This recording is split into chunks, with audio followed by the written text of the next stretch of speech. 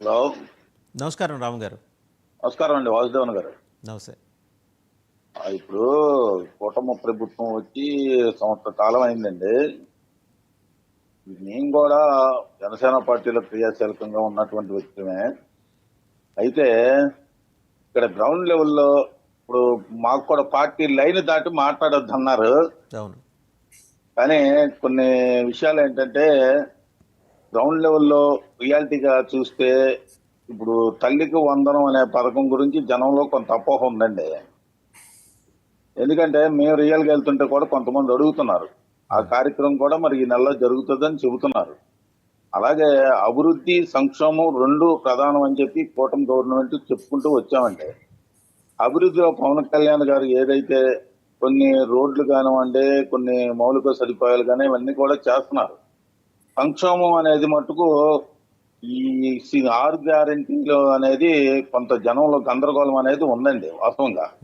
దాన్ని కూడా నివృత్తి చేయడానికి ఈ కూటమి ప్రభుత్వం ఇప్పటి నుంచి అయినా సరే కొంచెం బాగా కృషి చేస్తే ఇప్పుడు ప్రజల్లో కొంచెం మంచి మెసేజ్ వెళ్తుందని మా ఉద్దేశం.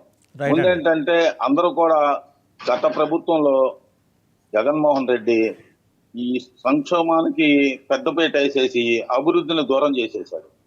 ఇది పబ్లిక్ లో ఎలా ఉందంటే మాకు ఆ పథకం వచ్చేది, ఆ వాలంటరీ ఇంటికి వచ్చి ఇచ్చేవాడు, అది ఇచ్చాడనే కన్ఫ్యూజన్ లో ఉన్నారు. అయితే ఇప్పటి వరకు కూడా అటీలు కూడా ప్రజలకు ఏదైతే అర్హత ఉందో అవన్నీ కూడా జరుగుతున్నాయి. కాబట్టి కన్ఫ్యూజన్ గందరగోళం అయిపోయి ఇప్పుడు రేషన్ ఉందండి. ఇంతకుముందు సందు చివరిలో నుంచోబెట్టేసి రేషన్ ఇచ్చేవాళ్ళు. ఈ రోజున 15 రోజులు టైం పెట్టాం. 15 రోజుల్లో కూడా ఎవరికి టయాన్ని వీళ్ళని బట్టి వాళ్ళు వెళ్ళి తీసుకుంటున్నారు. ఎక్కడా కూడా ఎటువంటి ఇబ్బంది లేదు. ఇప్పుడు వాళ్ళు ఏం చెబుతారు, మేము వ్యాన్లు తీసుకొచ్చి ఇంటి ముందు పెట్టేవాళ్ళం కదా అని వాళ్ళు చెబుతారు. కానీ ఇప్పుడు కూడా జనం కూడా ఏమీ ఇబ్బంది లేదు. ఇప్పుడు వెళ్తున్నారు, కొంచెం సందు చివరో ఎక్కడో కొంచెం పక్క బజార్లోనో షాప్ ఉంటుంది, వెళ్తున్నారు, తీసుకుంటున్నారు. అంతవరకు జరుగుతుంది.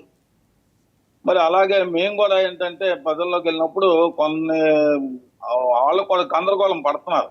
నేను చెప్పేది అదే, కొంచెం పథకాలు లేట్ అయిపోయినాయి. ప్రజలు గందరగోళం పడుతున్నారు. వంశీకృష్ణ గారు ఆయన అన్నారు, గుండు రాము గారు విజయవాడ నుంచి మాట్లాడుతున్నారు. ఎందుకని ఈ పథకాల ఇది ఎగ్జిక్యూట్ చేసే క్రమంలో ప్రజలకి మీరు చెప్పింది ఒకటి, గ్రౌండ్ లెవెల్లో జరుగుతున్నది ఒకటి అనే అభిప్రాయాన్ని ఆయన వ్యక్తం చేశారు. ఆ క్లమ్జీ అట్మాస్ఫియర్ని అడ్రస్ చేస్తారా? ఈ మార్గదర్శకాలన్నీ కూడా విడుదల చేసి చెప్తా ఉన్నారు. ఈ రోజు నిన్న మొన్న తల్లికి వందనంకి ఏమేం కావాలి అనేటటువంటి విషయాలన్నీ కూడా చెప్పారు. దానికి ఎలా దరఖాస్తు చేసుకోవాలి, జూన్ 12వ తారీఖు నుంచి తల్లికి వందనం అమలు అవుతుందని కూడా చెప్పారు. అలాగే ఇప్పుడు రేషన్ విషయాలకు వచ్చేసి క్లియర్ గా చెప్పాం. రేషన్ వాహనాలు ఆపేస్తున్నారు. ఇక రేషన్ షాపుల దగ్గరికి వెళ్ళి రేషన్ తీసుకోవాలని కొత్త కాబట్టి ఒక నెల 2 నెలలు కన్ఫ్యూజన్ ఉంటుంది. ఆ తర్వాత డెఫినెట్లీ అందరికీ కూడా వెసులుబాటుగా ఉంటది. ఇక్కడ కన్ఫ్యూజన్ అలవాటు అవుతుందా లేకపోతే అలవాటు అవుతుందని నేను అన్నాను వాసుదేవన్ గారు. చాలా కొత్త ఏంటండి నాకు అర్థం కాదు. ఇంతకు ముందున్న వ్యవస్థ అలవాటు అవుతుంది. ఇంతకు ముందున్న వ్యవస్థ కొత్త అని మీరు ఎలా అంటారు? కాదండి, కొత్త let me complete my question అండి. కొత్త అని ఎలా అంటారు? ఇంతకు ముందున్న వ్యవస్థే కదా, ఇంతకు ముందు రేషన్ షాపులకు వెళ్ళి తీసుకున్న వ్యవస్థ కదా, గందరగోళం ఎందుకు ఉంటుంది? అవును సార్ 5 సంవత్సరాలు ఏం చేశారు? 5 సంవత్సరాలు వేరే పద్ధతి పాటించారు కాబట్టి ఈ కొత్తగా మళ్ళీ ఇది కొత్తగానే ఉంటది. ఎవరికైనా ఇది పాత పద్ధతే, కొత్తది కాదు. ఇదేం మనం పాత పద్ధతే 5 సంవత్సరాల గ్యాప్ తర్వాత 5 సంవత్సరాల గ్యాప్ తర్వాత మళ్ళీ రావడం తోటి గ్రౌండ్ లెవెల్లో ఉన్నోళ్ళు మాట్లాడుతున్నారండి. నా మాట కాదండి, వాళ్ళ ఫోన్ కాల్స్ మీరే విన్నారు, నా మాట కాదు అది. అవును సార్, విన్నాం, కరెక్టే, కాదంటలేదు. వాళ్ళ వేదన అర్థం చేసుకున్నాం. ప్రభుత్వం ఖచ్చితంగా దాన్ని అడ్రస్ చేస్తుంది. ఏదైతే రాము గారు చెప్పారో ఆ విషయాన్ని ప్రభుత్వం ఖచ్చితంగా అడ్రస్ చేస్తుంది. డెఫినెట్లీ ప్రజలకి ఏమాత్రం ఇబ్బంది కలగకుండా వారికి కావాల్సినటువంటి మౌలిక సదుపాయాలను ఏర్పాటు చేయడంలో కూటమి ప్రభుత్వం డెఫినెట్లీ సక్సెస్ అవుతుందని చెప్పి చెప్తా ఉన్నా. రైట్. రెండోది మొన్న జ్యోతుల్ నెహ్రూ గారు మాట్లాడిన అంశం, దాని మీద బహుశా ఈ వీళ్ళు జనసేన నుంచి ప్రతిస్పందన వచ్చేసరికి కొంచెం కంట్రోల్గా ఉండని చెప్పేసి వాళ్ళు మాట్లాడుతున్నారు. ఆ అంశంలోకి వద్దాం. ఒకసారి విశాఖపట్నం శ్రీనివాసరావు గారిని ఒక కాలర్